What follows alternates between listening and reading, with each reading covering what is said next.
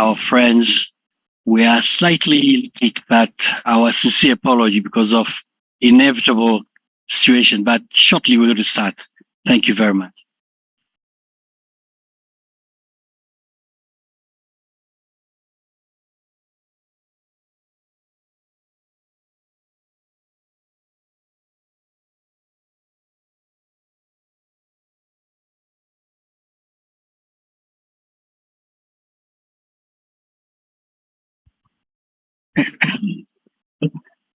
Good afternoon to you all. All protocols observed.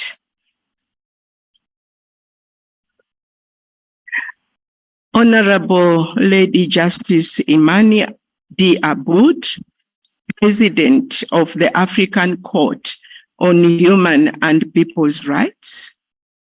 Honorable Blaise Chikaya, Vice President of the African Court.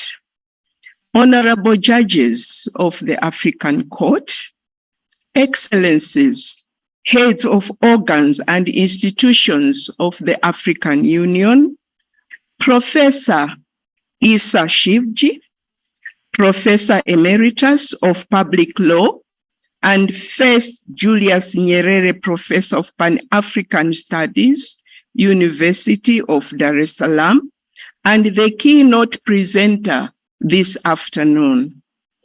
Honorable Presidents of law societies and associations in the United Republic of Tanzania, the registrar and staff of the African Court, distinguished guests in the legal profession, distinguished members of the academia, members of the media and press fraternity, ladies and gentlemen.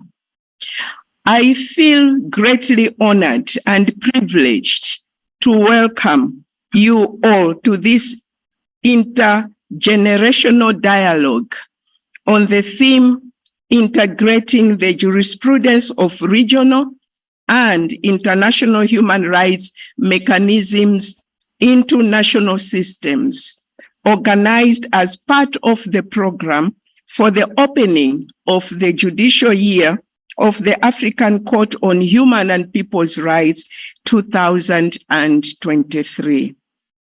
The court felt it imperative to organize this dialogue between the court and faculty members of law schools in Africa, particularly those teaching and undertaking courses relevant to the work of the court. Representatives of youth chapters of law societies or bar associations in Africa, and young legal professionals with research interests, budding legal practice within the African human rights system.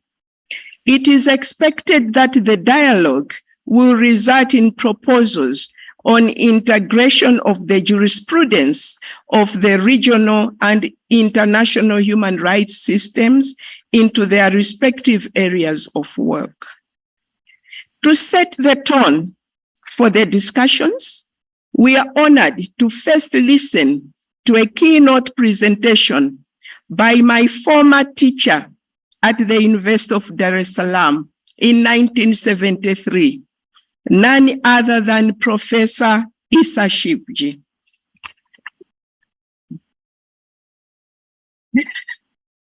Professor Shivji is one of Africa's leading experts on law and development issues who taught at the University of Dar es Salaam and other universities all over the world on issues relating to the theme, specifically the concept of human rights in Africa. This is just a very small part of his illustrious career. With that brief introduction, I now give the floor to Professor Shivji to give the keynote presentation. Professor Shivji, you have the floor. Welcome.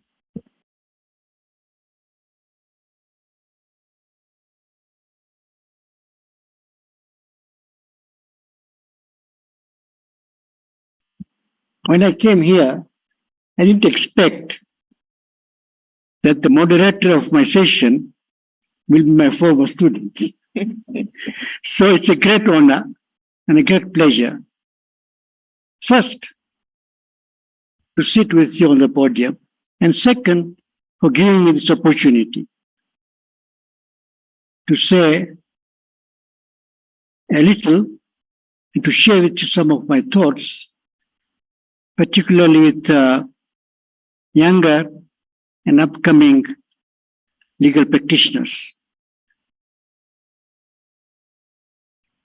In this short presentation, I want to focus on people's rights in the African Charter. I need hardly remind you that the African Charter is African Charter of Human and People's Rights. The concept of people's rights is the most innovative part of the African Charter. Unlike many other human rights instruments. Yet it has not received the attention that it deserves.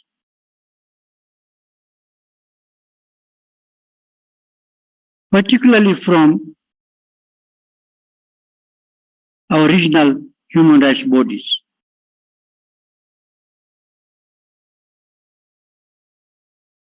The Charter takes an integral view of human rights, of the three generations of human rights: civil and political rights, socio-economic and cultural rights, and collective rights. If you read the Charter, you will see that the Charter deals with these rights not as separate rights, but rather as text integrated view of all these rights, including collective rights.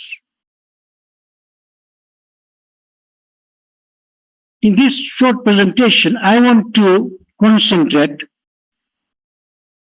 on the jurisprudence of two people's rights. Right of peoples to self-determination, which is in Article 21 of the Charter, and the right to development, which you will find in the preamble in Article 21, 22, 1 and 2.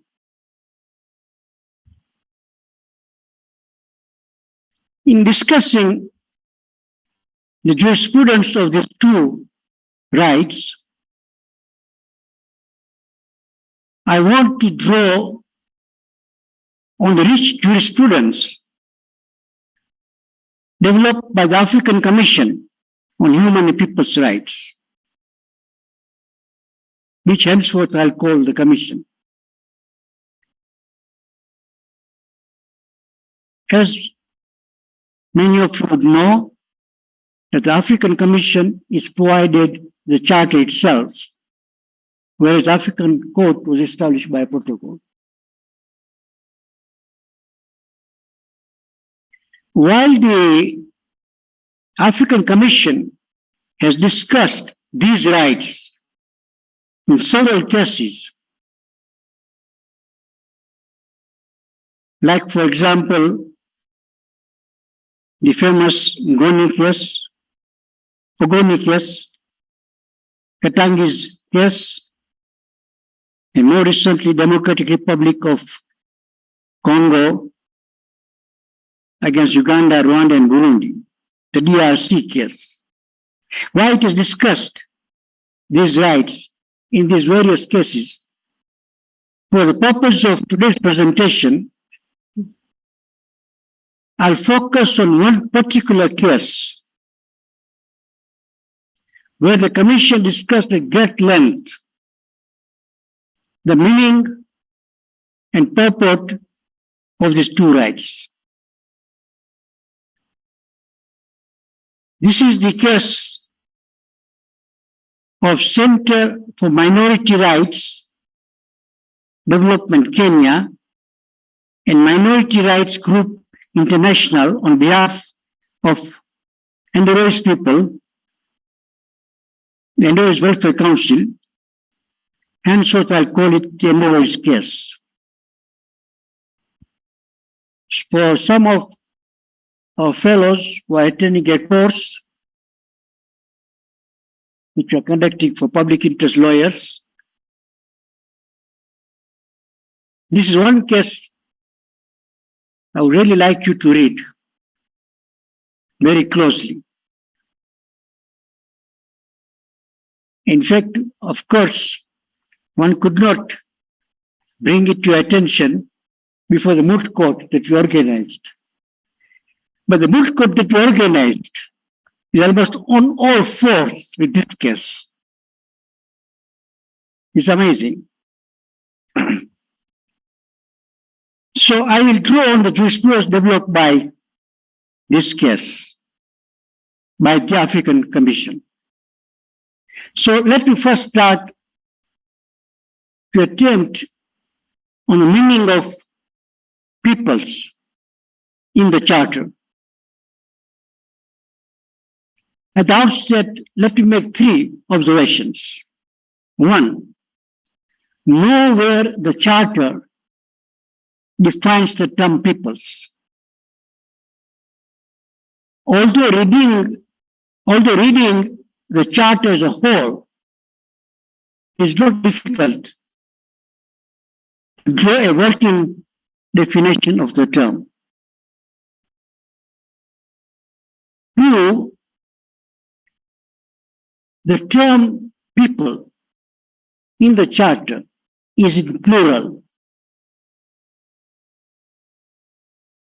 not in singular, thus, in my view, implying that it refers to peoples within the state with their own specific identity.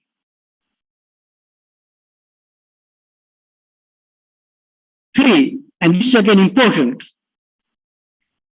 particularly for international human rights lawyers and fraternity. I am not very well acquainted with that, but I found it very interesting that the Charter does not use the term indigenous anywhere. The term indigenous does not appear in the Charter. And you know that which is the term commonly used in the West-centric human rights discourse, derived from the reality of the Americas, where the original inhabitants of the continent were more or less decimated by European invaders. The remnants are now called indigenous people, not citizens. And some of them are in reserves, as you know. Of course, many of us know, or should know, that the term indigenous in the West dominated historiography has several connotations, including the backward people, the uncivilized people, which of course flies in the face of the real history of these people. We know how very rich civilizations existed in those countries before they were decimated.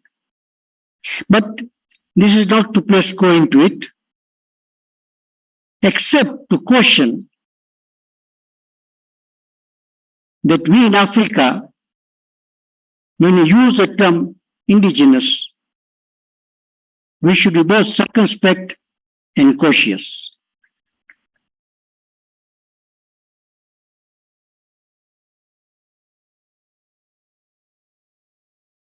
To be sure, in the Andre's case, the Commission does use the word indigenous, since it is enjoined to draw inspiration from international human rights instruments. This is provided in Article 60 of the Charter. But it uses the term indigenous alternatively with the term peoples.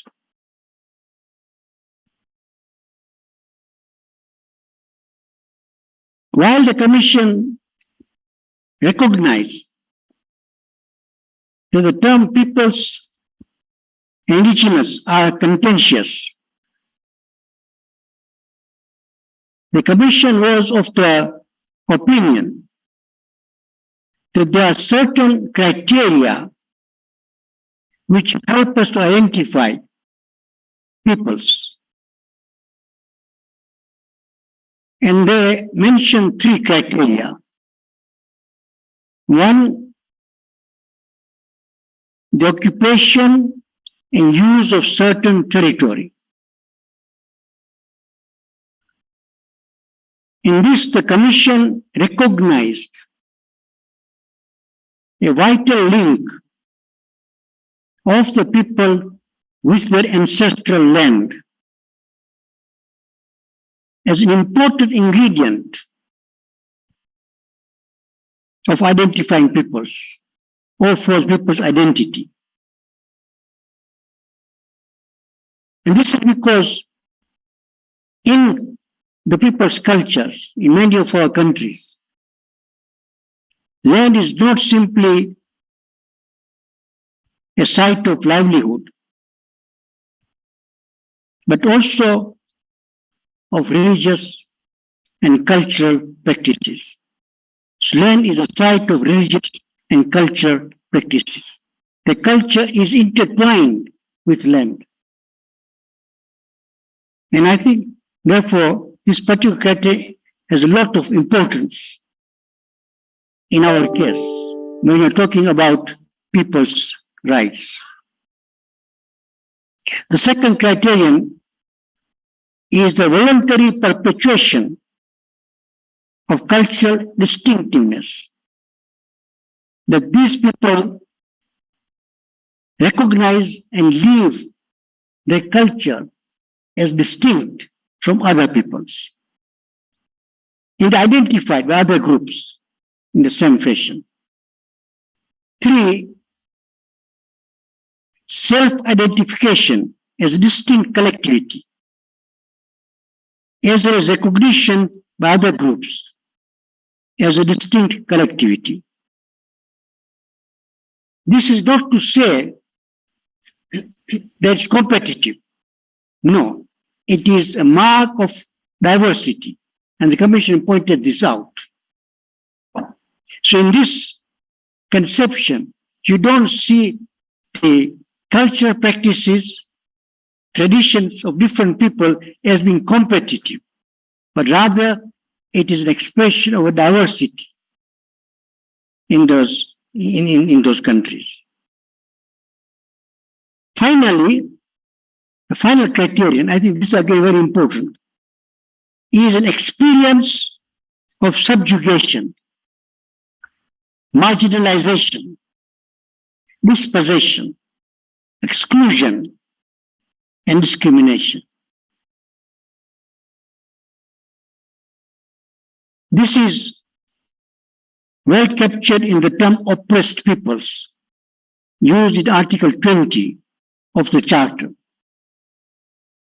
Many of these peoples or groups, they have a historical background of being subjugated, oppressed, and marginalized and dispossessed. That is an important criterion to recognize these peoples. And I think this is all over Africa. It is true.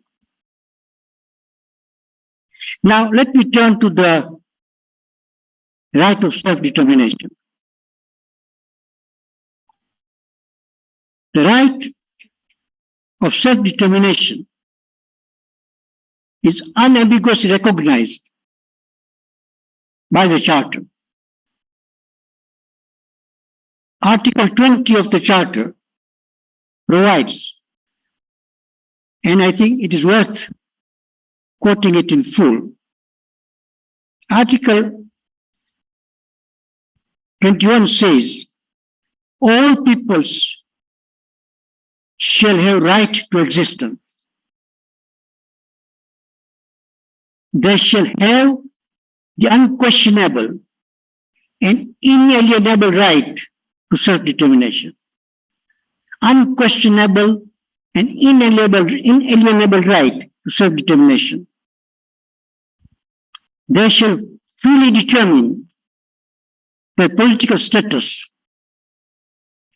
and shall pursue their economic and social development according to the policy they have freely chosen. End of quote. A very important article in the Charter. And I will make here 3 observations on this article. One, the right to self-determination in this article is linked with right to life. When it talks about the existence. In this case, right to life as a collective, to exist as people.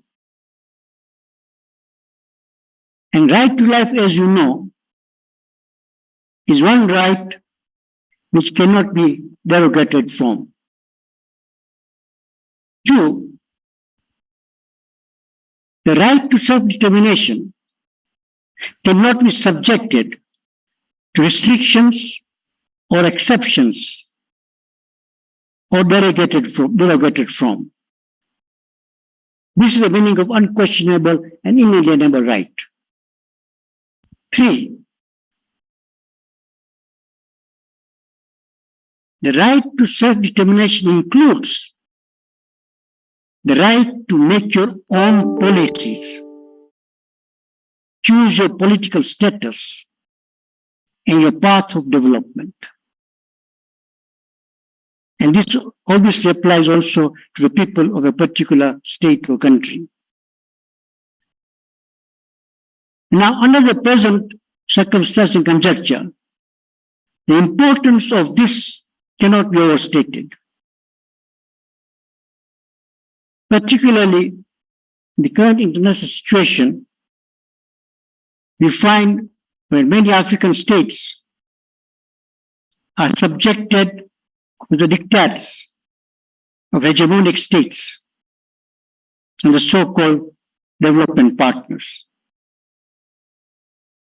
The Charter had a great foresight in providing this particular provision.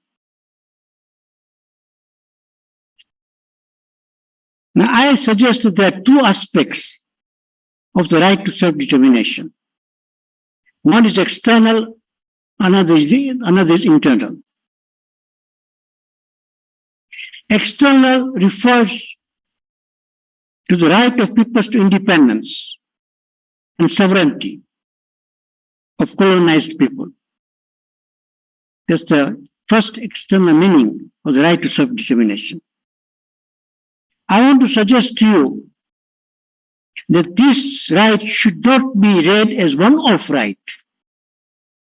That is to say, once you have got your independence, the right is exhausted.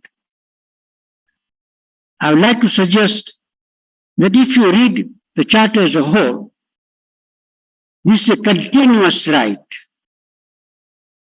and continues to subsist in the peoples. Why I'm saying so? Let me draw attention to 1 or 2 provisions of the Charter.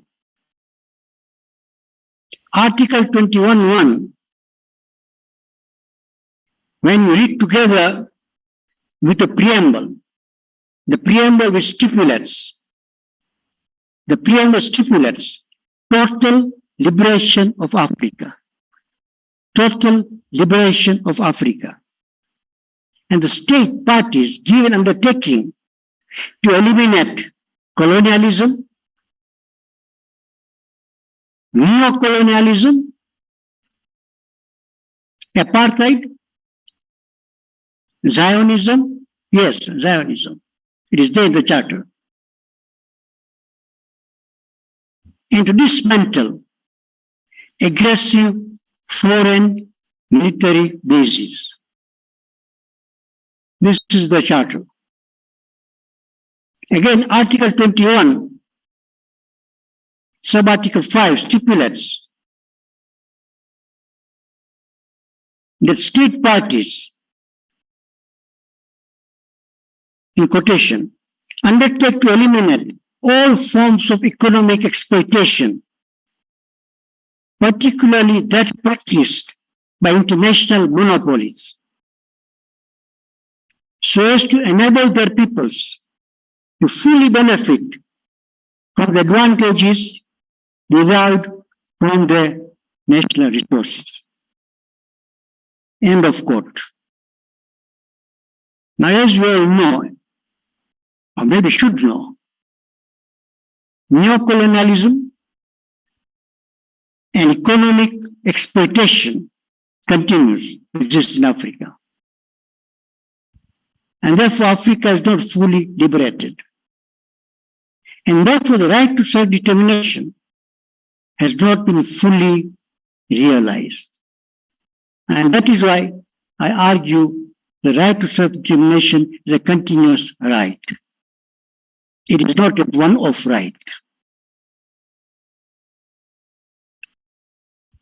Now, internal self-determination of the peoples refers to peoples within the state.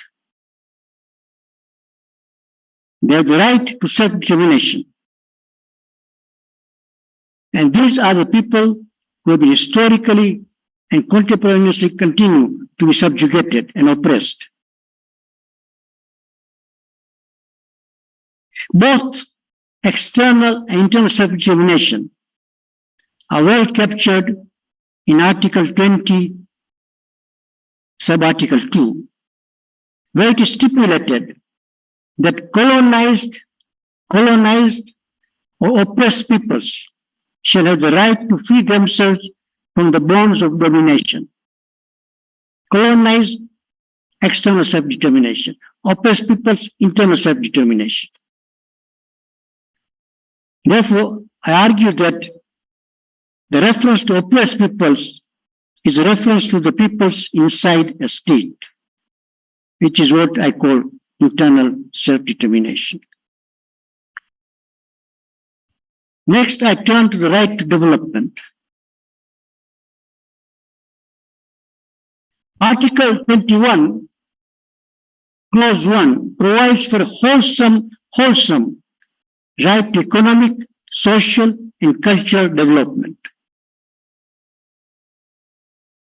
Quote, all peoples shall have the right to their economic, social, and cultural development with due regard to their freedom and identity and in the equal enjoyment of the common heritage of mankind. End of quote. The African Commission, in their decision in the Enderoy's case, in my view, develops a profound jurisprudence on this right, on the right to development. Firstly, the Commission observed that the right to development is a, in quotation, two-pronged test that is both constitutive and instrumental, or useful as both the means and the end. Thus, the Commission held that it is not sufficient simply to look at the end product, that is development, but one must also look at development as a process in which the people concerned have participated fully and meaningfully. This is a term used by the Commission, meaningfully. And the term meaningfully has a lot of implication behind it. Not perfunctorily, but meaningfully. Secondly, by deepening the meaning and implication of participation, the Commission linked the process of development to the right to self-determination. So there is an inseparable link between the right to self-determination and right to development. In other words, one can say that right to development is a particular manifestation of the right of self-determination. Thirdly, the Commission argued that recognition of the right to development requires fulfilling 5 criteria. It must be equitable, non-discriminatory, participatory, accountable, and transparent. Development should be this, must satisfy this criteria. These 5 criteria together, I suggest, amount to define the process of development as a participatory democratic development from below, rather than development imposed from above. And the process of development which fully takes into account of the right of self-determination of the people. Fourthly, where the development involves taking land of the peoples concerned, as in the case of Andorrais, the state not only has a duty to consult with the community, but also to obtain, and mark these words, but also to obtain free, prior, and informed consent according to their customs and traditions. And finally, according to the Commission, development should result in the empowerment of the people concerned. It should expand the realm of the capabilities and choices. In sum, the Commission is characterizing development as a terrain of expanding the realm of freedom of the people. What Bollywood Julius Nyerere once called development in freedom. Thus, development and freedom are interdependent and mutually reinforcing. Madam Lady Chief Justice, let me conclude now. In conclusion, I would like to make 2 observations. I'm making them hesitantly because I have not studied very, very closely. So, President Lady Justice, you will excuse me if I've not got this right. I would conclude, to the best of my knowledge, neither the African Court of Human and People's Rights nor the East African Court of Justice have drawn on the rich jurisprudence developed by the African Commission on Collective Rights. In particular, the right of peoples to self-determination and right to development. And also the right to customary property rights to ancestral lands and destruction of culture and religious sites, as for example, often alleged by Maasai people in a number of cases filed before the East African Court of Justice. I have not seen in making the decision the East African Court of Justice had drawn on very rich jurisprudence, which you can see in Andorrais' case. Secondly, and this is some kind of a self-critic, the decisions of the African Commission have surprisingly not entered the public, legal, and political discourse. Because legal and other academics, particularly in Tanzania, with the exception of a few, intellectual activists like my friend Chris Peter seem to pay little heed to the plight of marginalized groups in our society, such as the Maasai of Loliondo.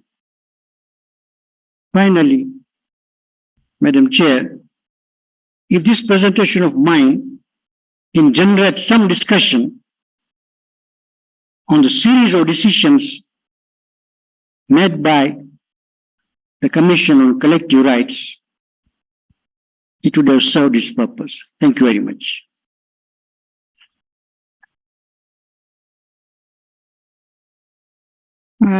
Thank you very much, Honorable Professor. I believe I do not need to summarize what the professor has ably stated. We have all heard. It's been a very exciting presentation. And I also believe the main reason for this afternoon's event is to dialogue. Let us all discuss the issues raised by the professor, bearing also in mind the mandate of the court and the reason why we have this day today. So the next segment of this event is question and answers. Please feel free to ask as many questions as possible within the time given. We have 30 minutes, but do not just target my dear professor here. We should all feel free to respond to the questions as well, just as the judges also. I have to protect my professor. So with this, I'm seeing a hand raised by the Honorable Vice President. We can have a first round of about 5 questions, Madam, and then we have the responses, then we move on to the second session. Yes, Honorable Vice President. Over. Merci, bonjour à tous. Good afternoon to you all. Good afternoon, my dear colleague, George Chisumela. And Professor Issa Sivi. His words are well known, and it is very interesting to have him here talk to us about the jurisprudence of the court. And this gives me an opportunity to say that I would like to create the registry of the court and congratulate it for choosing this topic. It's a very important topic at the national and international system. So after the presentation of the professor, I have the feeling that my colleagues too would like to take the floor very quickly, because the African court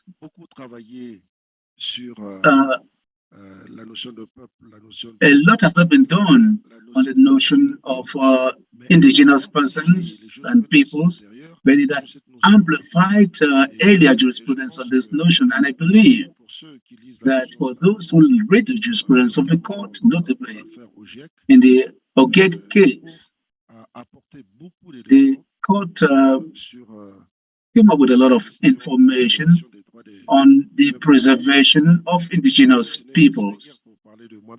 And it's not just talking about myself, but I am working on the jurisprudence which you have mentioned, and the court indeed relies on that jurisprudence. So perhaps there are reasons. You have cited a lot on the jurisprudence of the Commission. I would like to know why you've cited so much of the jurisprudence of the Commission and not that of the court. Thank you. Thank you, Honorable VP. I've just been reminded to inform colleagues who are attending this session virtually that they are free to raise their hands, and the screen is being monitored, and they will be picked for any questions that they have. Next, yes, I will start with oh, sorry. Yeah. Merci pour la parole. Je suis Thank Georges. you for being me. So I'm Judicial. I'm the president of a human rights organization, and I'm based in Kinshasa, the Democratic Republic of Congo. I would like to ask two little questions to the professor. One, I'd like to know what he says, because the jurisprudence of the Commission, just like that of the African Court, have not up till now decided on the definitions of indigenous persons, just as it is in terms of peoples in the Charter. Now, can we make such a definition when we know that within Africa, many of the areas which are occupied by groups of individuals who have known a lot of, who have migrated severally? The fact that people occupy a given space after perhaps having conquered it, maybe after a war, could it be considered as something which could be a determinant factor for self-determination for these people? The second question which I would want to ask is the right to develop. It concerns the right to development in relation with the right to self-determination. When I take the Constitution of the Democratic Republic of Congo, Article 5 states that the people shall exercise their sovereignty through elections or through their representatives in Parliament. Now, when I take the example, and there are interruptions. There are interruptions. The interpreter cannot hear him very well. So when we talk about multinational companies, for instance, their activities go against the will of the people who voted the government. Can we consider that the decisions taken by the representatives could be questioned by the indigenous people? And what would be the limit to this?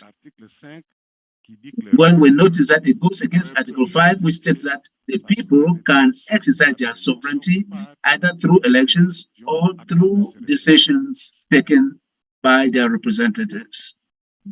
Thank you. I see Advocate Commissioner Nyanduga. Thank you very much, Madam Judge. Thank you very much, Professor. Just like Madam Judge, Professor is also my teacher, my mentor, our mentor. I wanted to add my voice to what the Professor said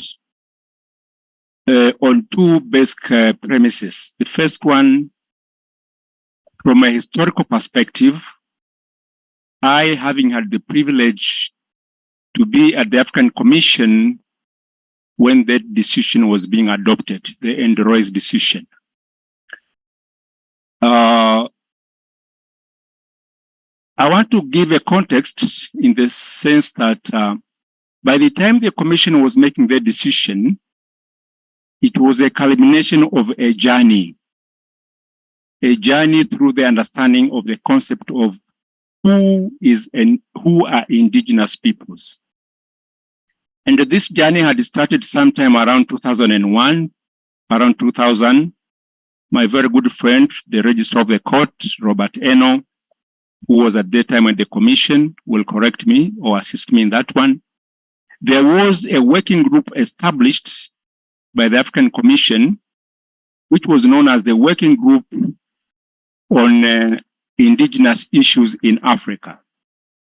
By 2003, November, the working group had released a report which was adopted by the Commission. It is that report which actually clarifies a lot of the issues around who or what should constitute an indigenous people or indigenous communities. Now, when that report was being presented around the member states, there was a lot of pushback because African states were arguing that all Africans of the black pigmentation are indigenous.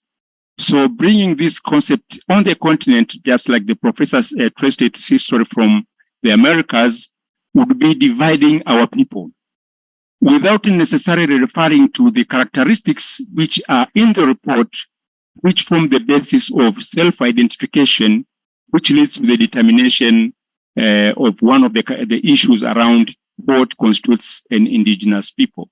So I thought that is a very important historical anecdote that we will need to understand in the context of the presentation by the professor. The second point, which is in the context of the theme, which is the integration of jurisprudence of regional and international human rights mechanisms to national systems. It relates to the explanation which I've just given.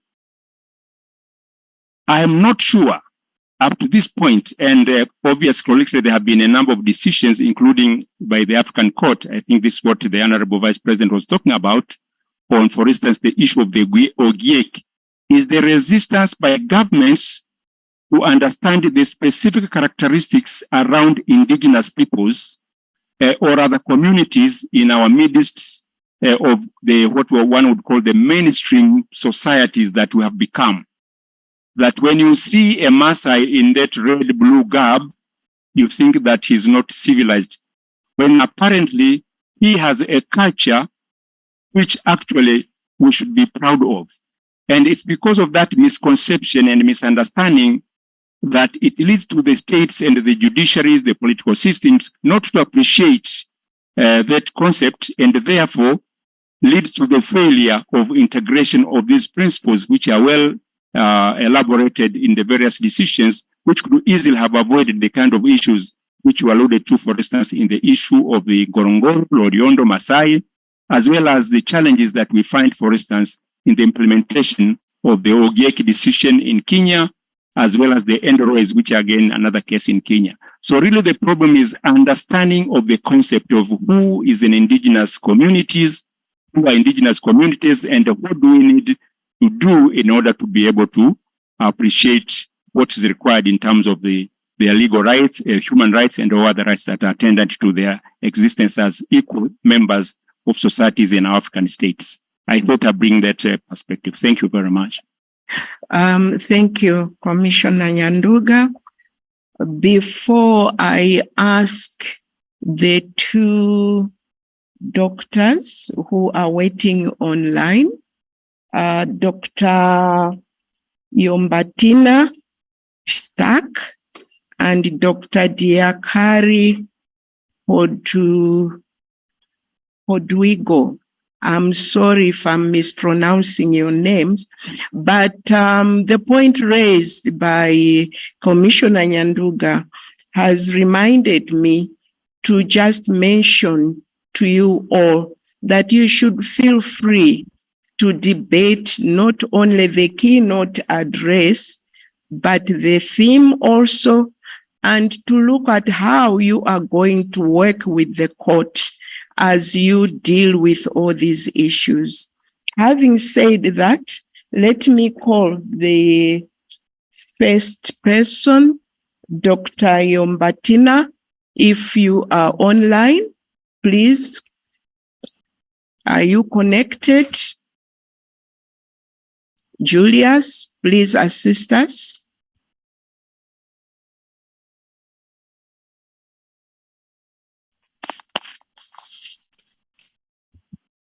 Dr. Yombatina.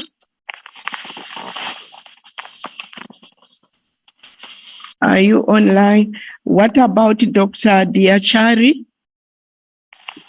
Hello, can you hear me? Welcome. Thank you. Please give us your name and you can go ahead. Okay. So I am Pujugo Jakari.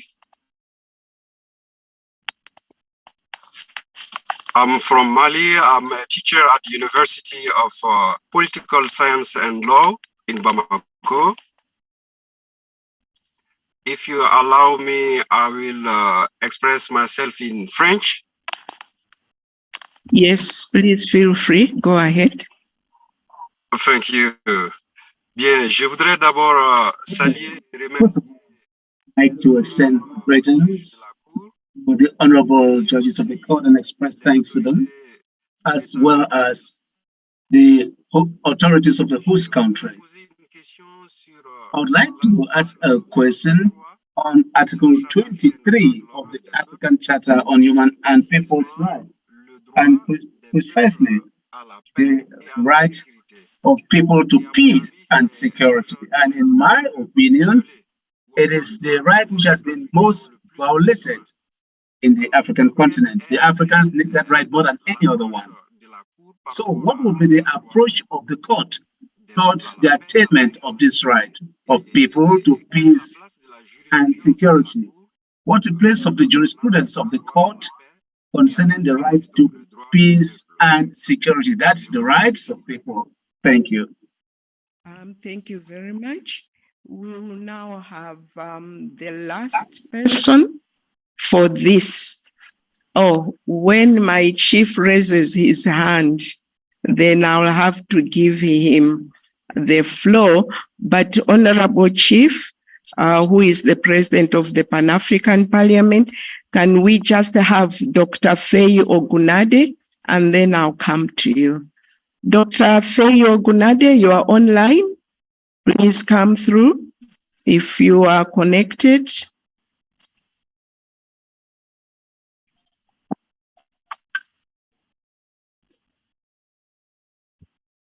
Dr. Faye Ogunade?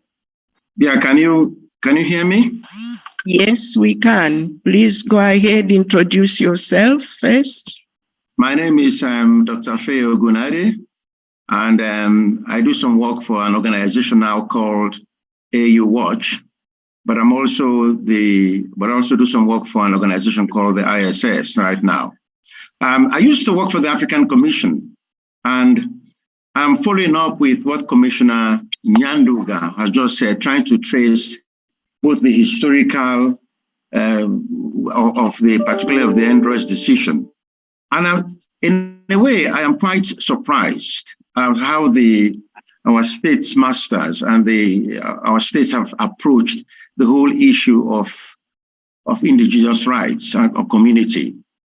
I was part of the committee, myself and Dr. Eno, who is currently the registrar that came up with that decision, including of the androids. And it's taken so many years, a lot of years, for our state masters to understand that what we mean by in terms of community, in terms of who's an indigenous person. But again, I go on with what Commissioner Nyanduga has said. If only, particularly for the Kenyan government, my question, I suppose, to the team, and I suppose maybe it's an unfair question. What is preventing us, when I say us, our states, what is preventing us from implementing fully the decisions which are embedded in the Android? And what is preventing our state masters, state parties, from understanding the very clear decisions of the Androids?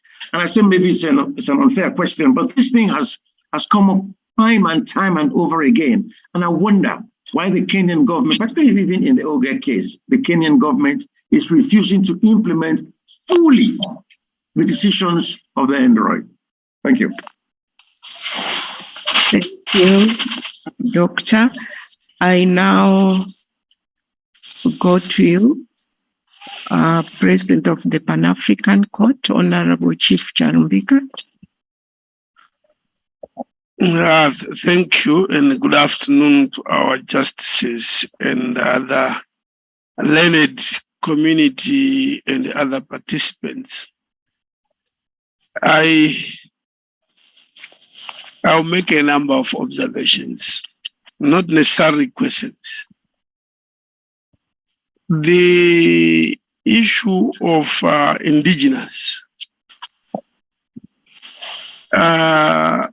the more you get into it, the more the territory becomes elusive and it becomes a mirage. this issue has been confronted at various levels. But at UN, you've seen a number of their conventions or charters, they use the word indigenous, and they leave it like that. We don't find its application anywhere. But for the sake of drafting something and to balance debate, they throw in a number of terms which, if you follow up the application, it becomes very fluid. And one word, indigenous, is very fluid. It is more problematic when you go to the South Americas and the Americas. It's even worse than in Africa. I have an experience of attending the CITES conventions, the Convention on International Trade in Endangered Species. There's been an argument that this whole issue of sell or don't sell or remove this animal from this appendix, there's been an argument that, but you are not involving the locals. These decisions are being made by people sitting in New York with a meet at UN. We want to hear the people living with wildlife, what they are saying. And then, who are they? I was actually in a committee working group to say, let's look at the rural. Who are the real people? I tell you to come up with the name. That committee was an issue. Should we say indigenous, natives, and a compromise? No, just let's say rural communities. The real problem was in Canada, where if you say indigenous, there's that group of Canadians that I think you know, who are said to be the real indigenous. And then the other group of Canadians will refuse and say, no, don't use that word. The point I'm making is that indigenous depends on where you are, whether it's acceptable or not acceptable, and who is in power, whether the indigenous that you want to call indigenous are in power or are in a minority. All these dynamics play out. But in Zimbabwe, the law called the indigenization law, where we said, although we abandoned it, it said if you want to invest in the country, at least 51% shares should be owned by the indigenous. If you look at the definition of indigenous, it carried anyone who was a citizen, whether black, white, whatever, anyone, as long as you are Zimbabwean, you are indigenous. Then when we got the land reform in Zimbabwe, the definition changed a bit again. Although you were indigenous, but if I want to be very blunt, if you were white, you were not quite indigenous for the purposes of land reform. So I'm saying it depends on what, where, and at least any adventure to get into details of who is indigenous, I tell you, becomes more political than illegal. It's more political than illegal. And the tendency for everybody is to back off before you go too far. That is it. But then I want to talk of self-determination, right to self-determination. We have a very good case on this continent. And I'm lucky, 3 weeks ago, I actually visited Saharawi. Again, the UN and AU, so the AU and UN have passed a number of resolutions, the number so 513, and they quote self-determination. But when you go to Morocco and Saharawi, the matter is not as simple as self-determination. Morocco has a different approach to self-determination. The Sahrawis are like that. And you won't even get right. Then I want to go to the issue of people participation. And it was brought out just now here. A very interesting case of people participating and putting people, whoever they want in leadership for development, for accountability. I've been in parliament for 20 years and in Pan-African parliament for 17 years. It's a territory that I've seen practically. This whole thing of participation in democracy is still very theoretical. In theory, I can't do it. In the real practice, that thing has not worked. The former Federal Reserve Governor, being governor of the Reserve Bank of America, Greenspan, he wrote a book when he retired. He says in his book, you see, this democracy does not work. Unfortunately, we are unable to find a replacement for it. So we'll have to live with it. Go to Burkina Faso, just to finish off, sorry. If you want this the issue of whether when you elect people, they remain accountable to you. In Africa and elsewhere, democracy is about voting. Once you vote, you've exercised your democratic right. Yet that is not true. The people, that's simply a means to an end. Voting is a means to an end. That's not the end. Because I'm saying when you vote for you, you come back to us. From time to time, we tell you what you want, what we want, and you do. But in Burkina Faso, you remember 8 years ago, when the president they put a term limit, presidential terms. And then the president who then took over decided to extend and amend the constitution. He bought MPs, and I'm using that language, it's crude. He bought MPs. MPs agreed to amend the constitution to allow him to continue. And when they did that, you're all aware, in Burkina Faso, everybody went on the street. So this whole issue, whether the people will act in the interest of their electorate. People banned the parliament in Burkina Faso 7 years. I said, who told you to remove the term limit to MPs? So when the MPs voted to amend the constitution, they did not consult the people. So I'm saying, it's still a bit of theory. In the real work of parliament, there's not quite the freedom to think and the freedom to exercise. Sorry, let me end here and come back maybe later. Thank you very much. I now hand over to you, Professor, the honorable judges, including the president of the court and all other guests, to please participate in the responses. Thank you. We'll start with you, Professor.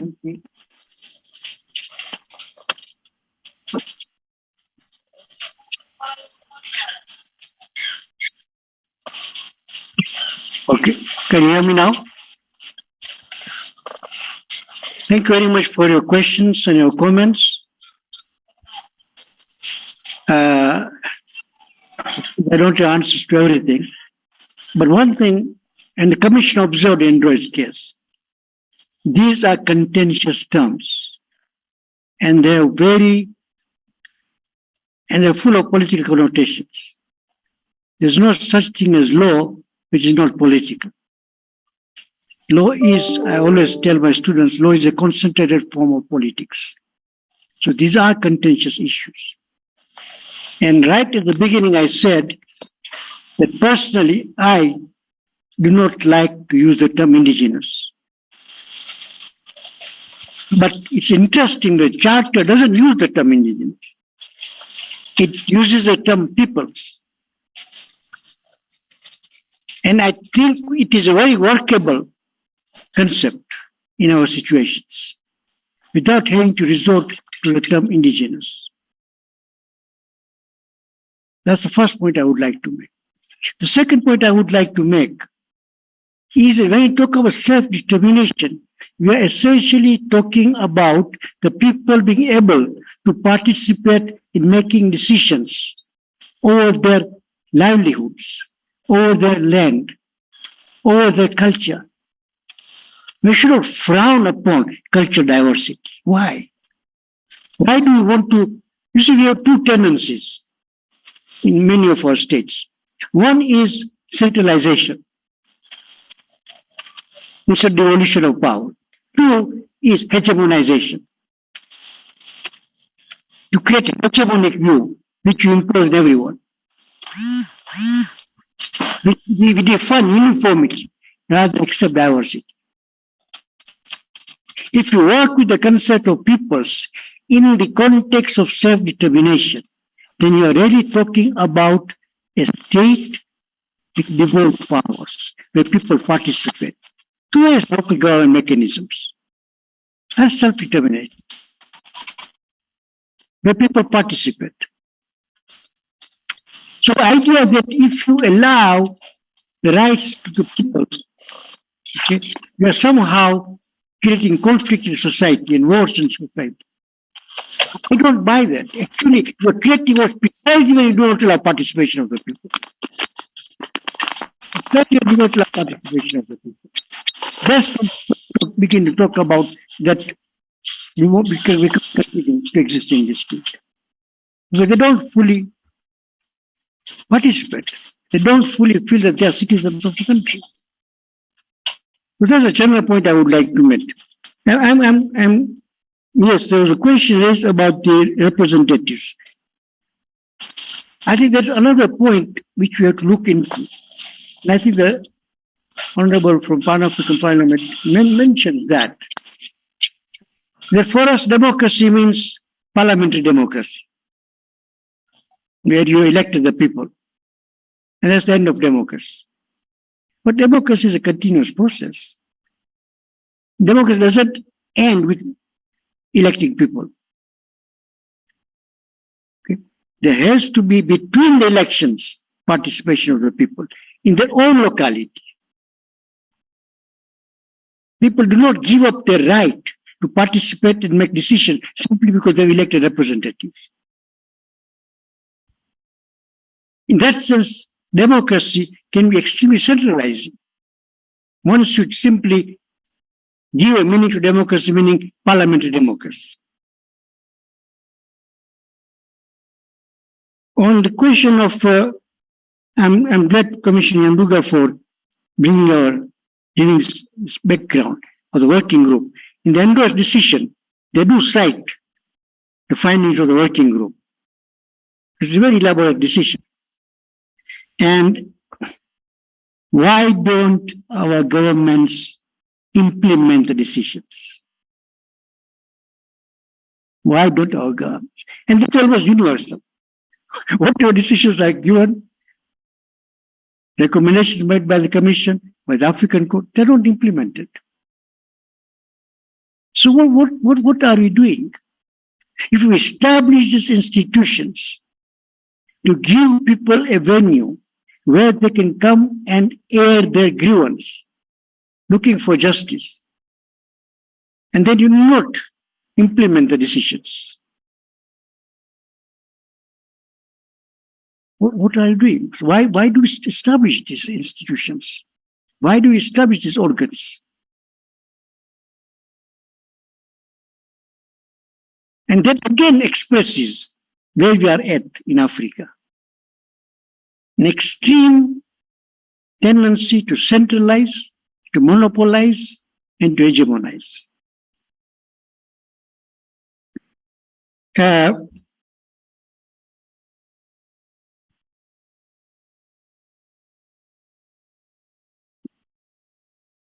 I don't know if there's anything else that, yeah, those are the few points, Madam Chair, I would like to make and leave more time for others to respond. Thank you. Professor Shibji, if I recollect, Yes. there was also a question from the Vice President of the court Yes. as to why you have just referred to the jurisprudence of the Banjul Commission, whereas the court has also developed its own very good jurisprudence. Maybe you could Good question. And I apologize for it. I apologize. Maybe I did not have enough time to really go through the decision of African Court. But I really look forward that my colleagues and others will be also looking at jurisprudence of African Court. But the only point I want to make is that I guess I was carried away by the jurisprudence developed by the Commission. Of course, the Commission came before the African Court. So that they had a much longer time. So many of these matters went to the commission. Okay.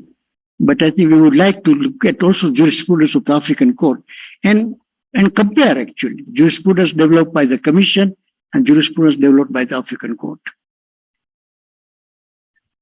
Thank you. If there are other questions, we have about 10 minutes to go.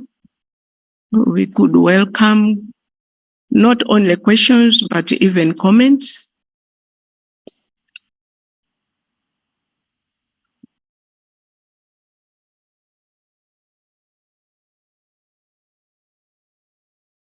I recognize you, Madam.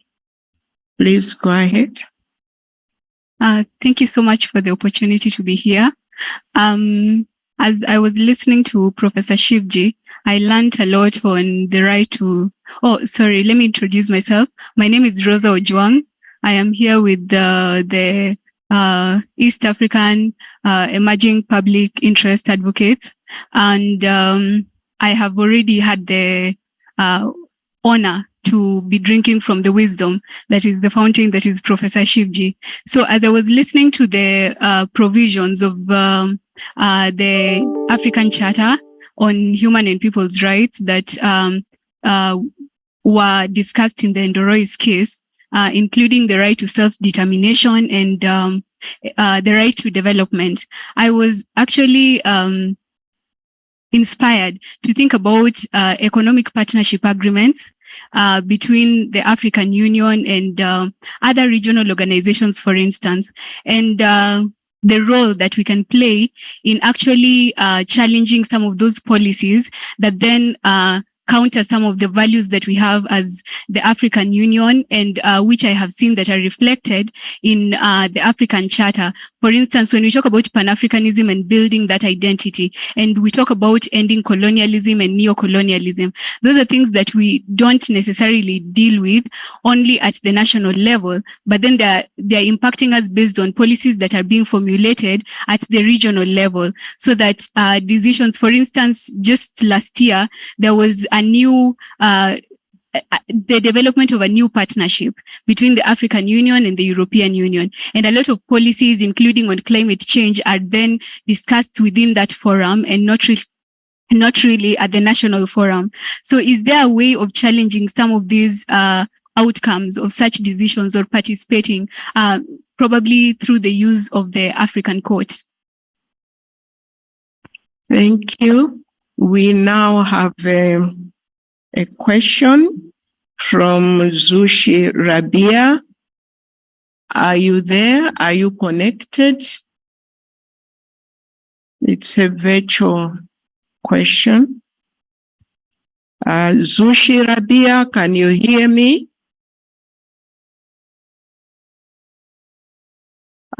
Julius, please assist to connect. While we are waiting for Zushi Rabia, in the interest of time, okay, I recognize the Dean of the Judges, Judge Kioko. Yeah, thank you very much. I'm very happy to see Professor Shivji again. I haven't met him for quite a while. The last time I met him was in Addis Ababa. So, and I see that he's going very strong. Good to see you again, Prof. Now, I wanted to respond to the comment made by the last speaker regarding the AU European Union discussions. Let me say that it's not something new. The African Union and the European Union have been having forums for the last over 20 years. And those forums are not, the discussions are informed by policy papers, common positions that have been adopted by experts and sectoral ministers. For example, every 2 years, there is a meeting, there's a conference of ministers on the environment, for example. So those ministers will have discussed all the issues that are going to be discussed with the European Union. and that at that conference of the ministers, there would have necessarily have been meetings of experts at which relevant CSOs and other stakeholders are invited so that they can input into the process. Therefore, when the discussions now take place at the level of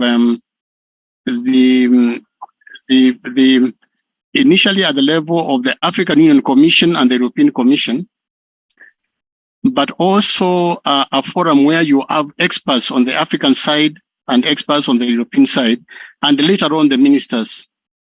And every now and then there is a summit at the heads of state level between Africa and the European Union.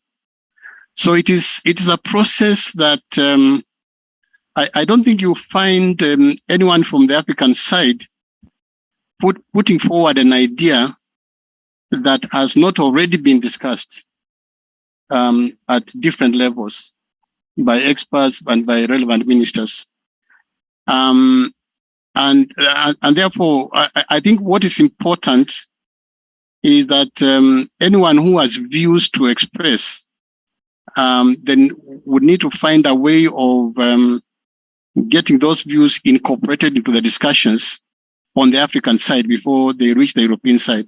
But even on those discussions in Brussels or wherever, there will always be CSOs that are invited. And in fact, for example, like ECOSOC, the civil society organization for CSOs, they also have representatives there, and there will be CSOs also that take part. But it's not perfect. I'm sure it can be improved. Thank you. Thank you very much, Honorable Judge Dean. We have 3 people waiting online. Let's see if we can get them connected. Dr. Faye Ogunade, are you connected now? Yes, can you hear me, Madam Chairperson? Come again. Can you please hear me? Can you? I'm saying whether you can hear me. I am connected. Yes, we can hear you. Please introduce yourself. And yes, my name is Dr. Ogunade, Faye Ogunade. I lead an organization called AU Watch. I just spoke a minute ago. Now, I just have about the whole issue, and I want to say thank you to Professor Shivji very much. I've been reading your works for a very, very long time. As I said to you, Madam, and the audience, I was part of the team that came up with the decision that worked on the NDRS decision. And Professor Shivji answered the question. He too is wondering what is stopping us, or what is stopping our states from implementing fully the decisions of the African Union, both at the level of the Commission and at the level of the court. Now, I have a suggestion. When you look at the NDRS decision, I think what the Commission has done over the last so many years, I think it's a good decision. And what I think should have been done, and maybe the court and probably the Commission can work it, is to distill the decision, that particular decision of the NDRS, and make it very, very simple. I have a feeling that our states are probably afraid. There was a time when we had a meeting in Banjul, the Gambia, and I was speaking with one of the Kenyan delegation. And the Kenyan delegation said to me that these indigenous people, because they believe the term is fluid, but the term is not fluid. The African Union, the African Commission has actually come up with a decision or definition of what an indigenous community is. But I think states like Kenya are probably afraid that the indigenous community will suddenly become independent or suddenly go their own way. So my suggestion, I've always had this suggestion, that probably these are things we should put in the curriculum of schools, put in the curriculum of universities, so that people get an understanding of what human rights concepts are, particularly the issue of indigenous communities. And I think the particular decision of the NDRS to be distilled in such a way that it is simple to read and people understand it.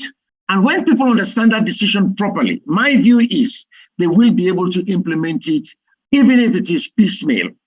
But as it is, it seems as if it's a very complex decision and it's a very bulky decision. Not everyone has the time to go through it and the finer points.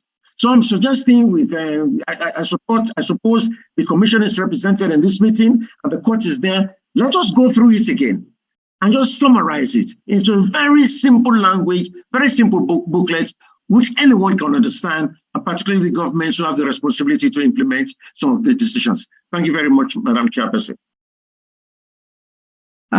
Thank you very much. Now I have two more people, but due to time factor, I'm requesting that you make your interventions short, please. May I call upon Joseph Yav? Are you connected, Joseph Yav? Yes, I am, please. Please go ahead, introduce yourself. Thank you. Thank you very much. I'm Joseph Yav Kachung, Professor of Law at the University of Lubumbashi in Congo. I just have a brief question, but that is not only to Issa, but to everyone. Is after the brief or the Vice President of the United Republic of Tanzania raised the concerns, how can we respond to the concern raised by the Vice President of Tanzania, especially where it's come to the local context and so on? So I would like, even if we not touch in broad, at least to have some ideas that how can you start to reflect on the concern raised by state parties, especially the questions raised by the guest of honor. Thank you. Thank you very much. I now call upon Danny Kashironge. Are you online? Danny Kashironge. Yes, Honorable Judge. Go ahead. Thank you. Introduce yourself. Yeah, I am Dan Kashironge, the Research Director at the Citizens Information and Documentation Center in Burkina Faso, CIDOC. And my question is quite straightforward. And I'm gonna base it on what Professor Shivji said in his remark about the fact that the African Commission has worked a lot on people's rights. And most of this communication relate to the relationship between people and businesses, especially when multinationals settle in African countries. My question is, what's the take of the African Union and in particular the African Court with respect to what's going on right now in the area of business and human rights? Is it an area in which we need new instruments in Africa, or based on what I've just mentioned regarding the Commission, these are issues which are well taken care of in our African Charter and all the mechanisms that are around it? It's just basically to know where the take of the African Union regarding that, and whether the discussions that are going on, especially regarding a treaty on this issue, are relevant to Africa regarding what is done and what has been provided for under the Charter. Thank you very much. Thank you so much. Let's get one more, and this will be the last one. And it is Ambassador Salah Hamad of AGA, AU. Ambassador, are you connected? Yes, I am, Honorable. Please continue. Thank you. Thank you very much, Honorable Judge. I will be very brief and very quick, but let me just begin by responding to the last question that was raised. The African Union developed a policy on business and human rights that is based on the United Nations Business and Human Rights Guidelines. And it was supposed to have been adopted during this summit. But for some technical reasons, it has been postponed or deferred to the next summit for adoption. Once it is adopted, then we'll have a policy that will be addressing business and human rights. But I have two questions, in fact, to our professor. One of them is about the issues that could be caused by sticking to the concept of indigenous people at the national level, which could be leading at some point to ethnic and tribal conflicts. And then, of course, we'll end with abuses of human rights. We have been seeing it in so many African countries. So how can we really address this issue within an African shared values or an African concept? The second question might not be related to this issue, but it's a general issue. It's about our member states and the mindset. When we have treaties and instruments that are of global nature, our member states rush to ratify them, to implement them, domesticate them. But when we have instruments at the continental level, our member states drag their feet to ratify them, drag their feet to implement them, and to domesticate them. When also there is decisions by our courts, decision by the Commission in Banjul, continental instrument mechanisms, our member states hardly implement them, respect them. But when there's a decision from a global mechanism, our member states rush to respect them and to implement them and to domesticate them. How can we change this mindset of our member states? Thank you very much. Thank you very much, Ambassador Salah Hamad. We have two more hands that have been raised online. And the first one is Antonio Ventura. If we could have you, Antonio, are you connected?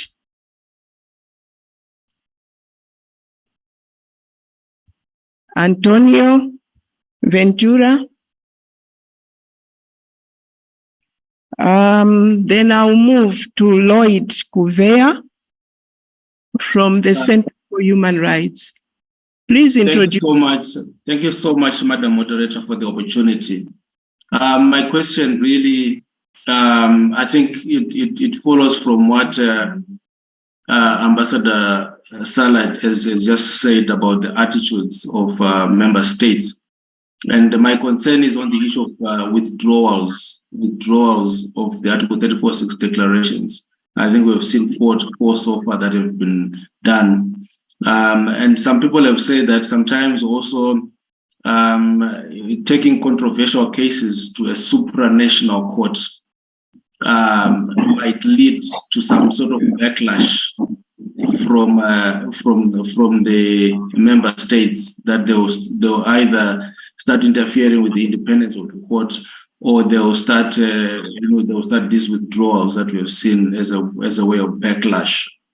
I just wanted to hear Professor Shivji's comments on that, and what can we do as academic institutions, as civil society, to ensure that states do not embark on any backlash when the court is coming up with decisions that are meant to protect the rights of victims on the continent. Thank you.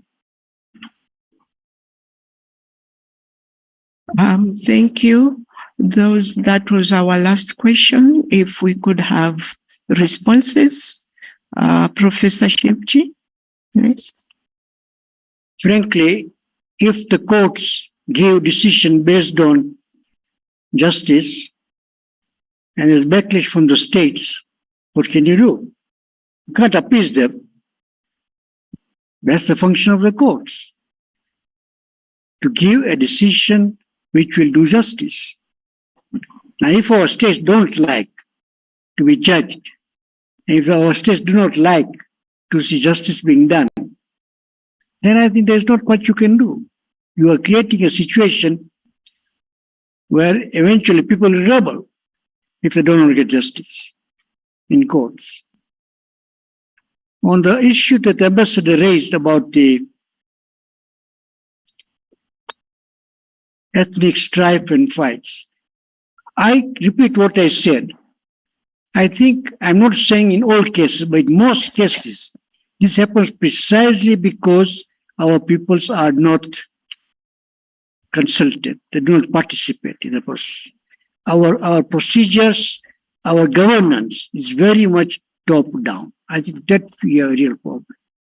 I personally believe that if you took the Charter as a whole and the right of self-determination, if you apply it in concrete situation, what it is really asking for is a robust local government. where people can participate, where they live and where they earn their livelihood. Not simply at the national level, you have these parliaments and elections, but at the local level, where people participate. A robust local government is what actually the Charter is advocating, in my view, by talking about right to self-determination. Those are the few remarks. I thank you very much, Professor Shivji. I believe we have now come to the end. Excuse me.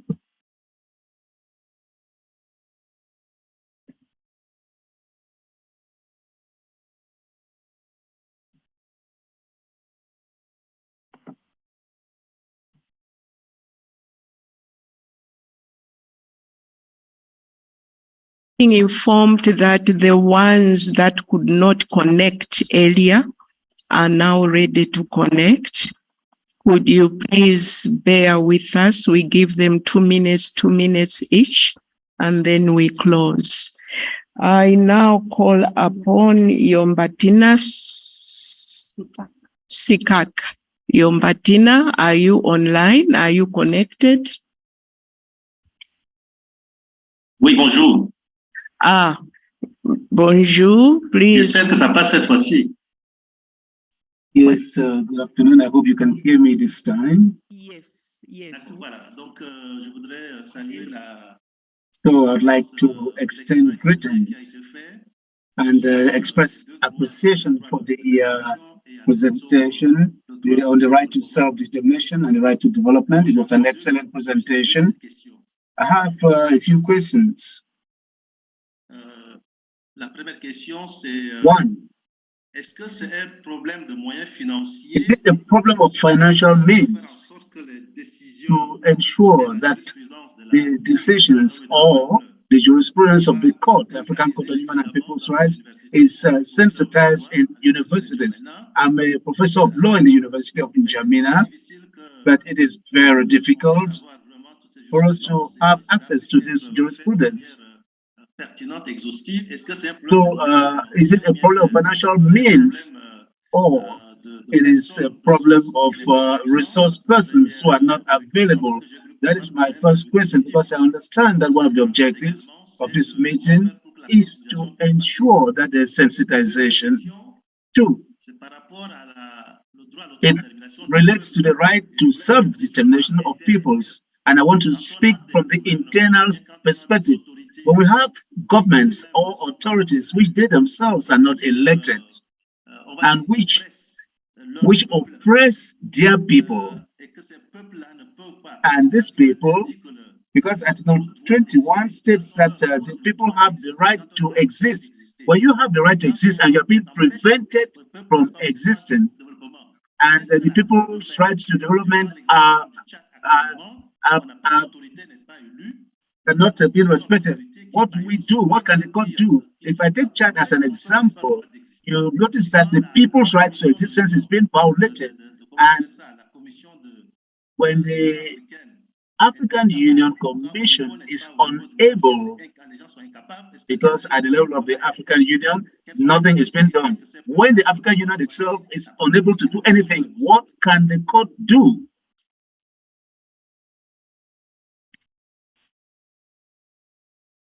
Thank you very much. We now have Dr. Linda Adiba. Are you online? Oui, bonjour. Please go ahead. Yes, good afternoon. Thank you. First of all, good afternoon. I'm Madam Benchukia Linda Diba. I'm a lecturer in the university in the Faculty of Law and Political Sciences of the University of Chinese. First of all, I would like to start by thanking and greeting the honorable judges of the court, while at the same time wishing them an excellent judicial year. I have a slight question concerning the post-implementation of the judgments rendered by the court. That is, the judgments of the court, once they are rendered, do they have res judicata? and at the level of countries where they have to be enforced, are they respected by the judges of such countries before they are being implemented? Thank you. That's what I wanted to know. Thank you very much. Before we proceed with the responses to these last two questions, I just want to mention that on behalf of the court, all those who still have questions, whether you are here physically present or virtually, please send your questions to the court through the registrar and you will be responded to. Thank you. Can we now have responses to the last two questions?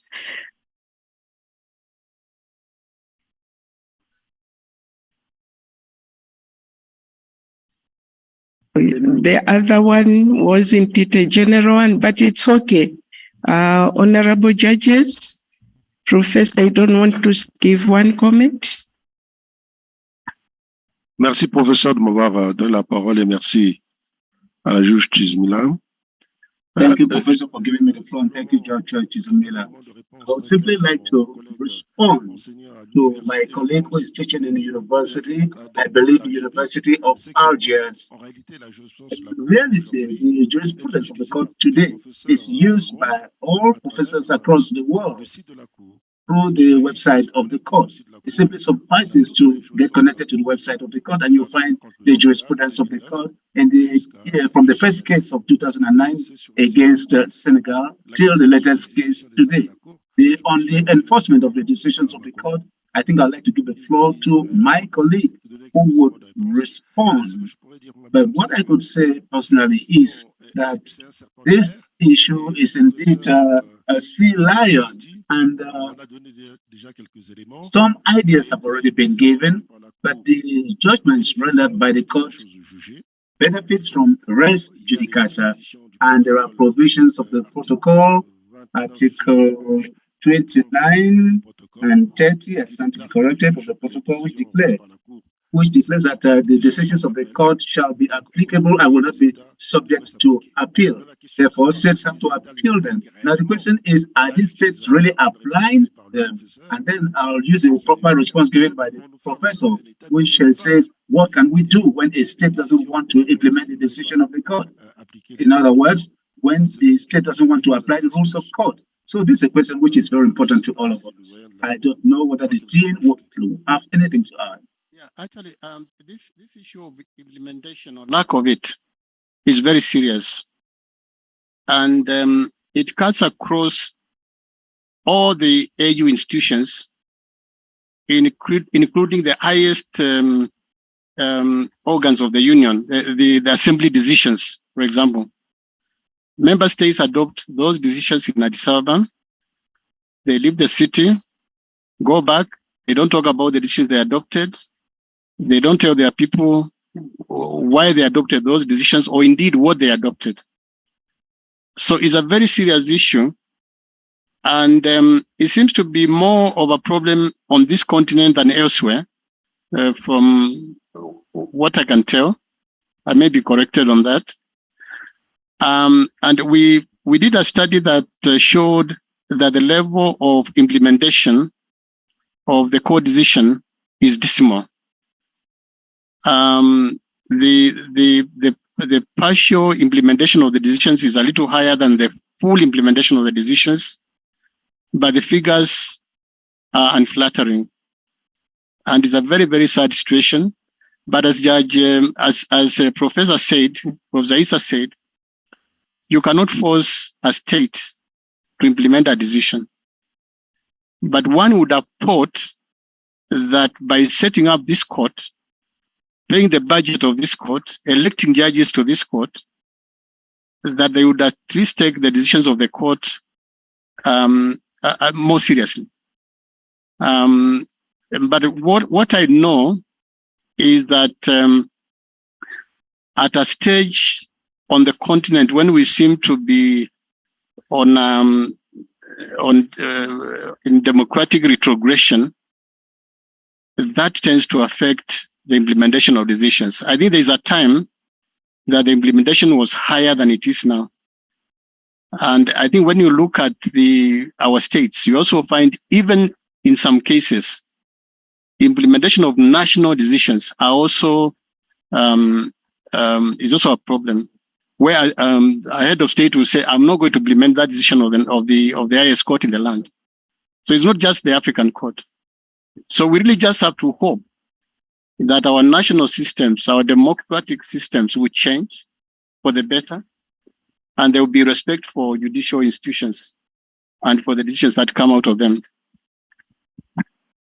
Thank you very much, both Honorable Vice President and our Dean of the Judges.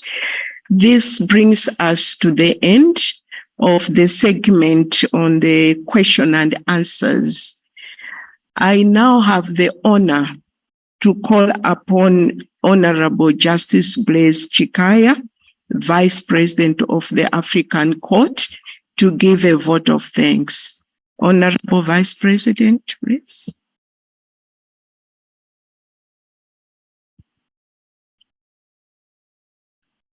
Merci. Voilà qu'arrive la présidente Imani Aboud pour le mot de remerciement et avec la présence des collègues ici, la juge, bien que vous avez entendu, la juge Mengue et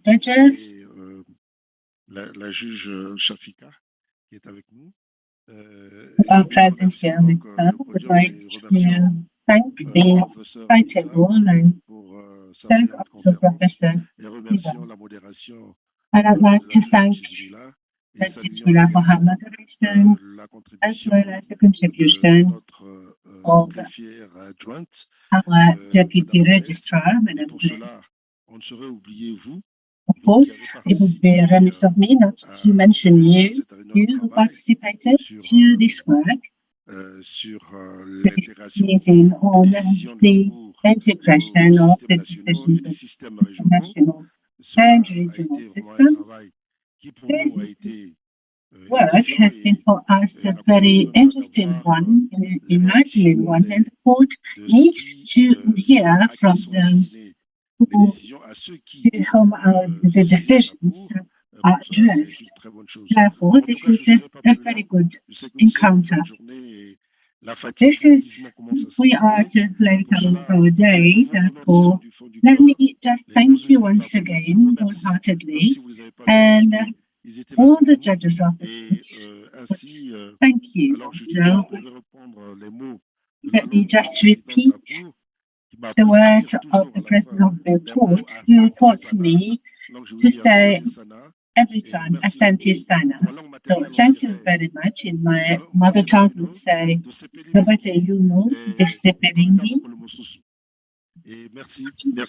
Thank you, Derek. Thank you very much indeed. See you soon.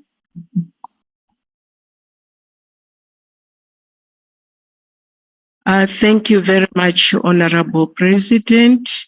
It has been a great honor of the court, and this is the end of the program. But we look forward to continue working and dialoguing with all of you. To my professor, this is a personal gratitude from me. Thank you very much. Bon voyage to you all who have come from outside Arusha. Thank you. Thank you very much. Thank you.